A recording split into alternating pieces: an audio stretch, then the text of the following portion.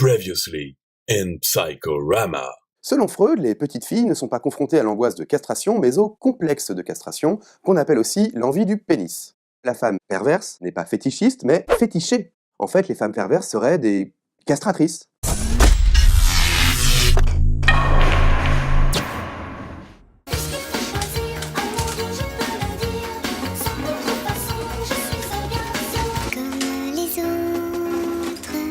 Alors, quoi penser de toutes ces théories? Quelle en est la réalité clinique, celle du terrain? Premièrement, si on oppose névrose et perversion. Concernant la névrose, on constate qu'il n'y a plus aujourd'hui de réelle différence entre hommes et femmes. Have you ever been mistaken for a man? No.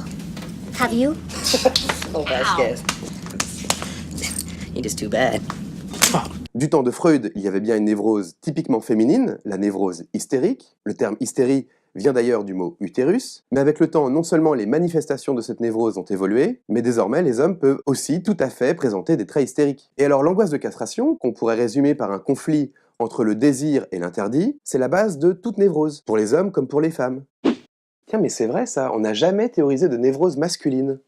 Une névrose testiculique. Attention où vous mettez les pieds.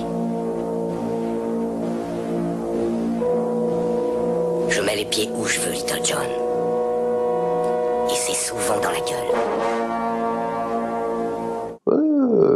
Ça pourrait. Ensuite, concernant la sexualité, cette idée de femme fétichée qui reviendrait à dire soit que la perversion sexuelle des femmes s'exprimerait uniquement sous la forme de l'exhibition ou du masochisme, soit que les femmes perverses seraient en quelque sorte des allumeuses, bah c'est faux. Voilà, c'est tout, c'est faux.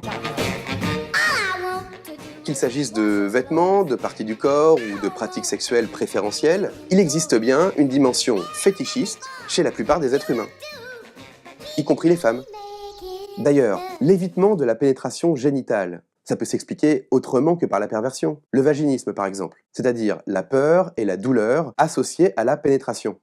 Bah, ça par exemple, c'est plus un symptôme hystérique et donc névrotique que pervers. Et pourtant, cela peut aboutir à une sexualité dite perverse, c'est-à-dire partielle, non génitale. Enfin, au niveau de la personnalité, on a vu précédemment que le clivage du moi, c'est-à-dire l'absence de conflit entre le ça et le surmoi, était la base du fonctionnement pervers. Et ça, c'est également valable pour les hommes comme pour les femmes. Et on parle de personnalité perverse lorsque ce clivage engendre un besoin d'emprise, d'exercer un sentiment de toute puissance sur l'autre, généralement sur des personnes vulnérables. On notera quand même que les femmes perverses se retrouvent moins fréquemment poursuivies en justice pour des transgressions pénales, comme de l'escroquerie ou des infractions sexuelles par exemple. Les hommes pervers ont plus souvent une dimension de défi face à la loi, aux règles sociales, tandis que les femmes perverses auront généralement, tendance à abuser d'une situation de pouvoir à leur disposition, d'un statut, que ce soit en tant que mère ou dans une profession impliquant une influence sur le sort des autres. On dirait que vous aimez jouer,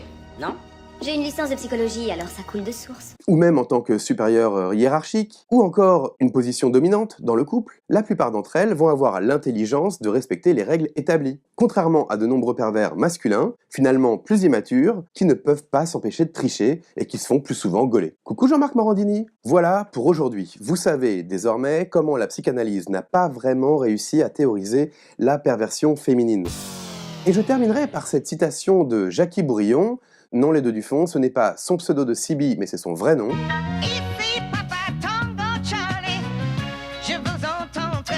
Une citation qui résume bien la perversion, qu'elle soit sexuelle ou morale, narcissique, diraient certains, et aussi bien masculine que féminine. Le pervers n'est pas conscient d'être instrumentalisé par ses propres fantasmes, lesquels consistent à transformer autrui en marionnette inanimée. Si je m'adresse à vous ce soir, c'est pour vous parler de ma femme, ou plutôt je devrais dire de mon ex-femme. Puisque il se trouve que je l'ai faite taxidermiser l'année dernière. Alors, les avantages de la femme empaillée, c'est quoi? Bah d'abord, ça fait quand même un souvenir, hein, c'est assez agréable. Ensuite, ça demande peu d'entretien, hein. Et puis surtout, c'est des soirées tranquilles, calmes. Là, je vois, pour ce week-end, je me suis préparé mon petit programme télé, hein, comme tous les week-ends. Bah, je vais pouvoir le regarder peinard sans me faire interrompre. Et ça, c'est inestimable.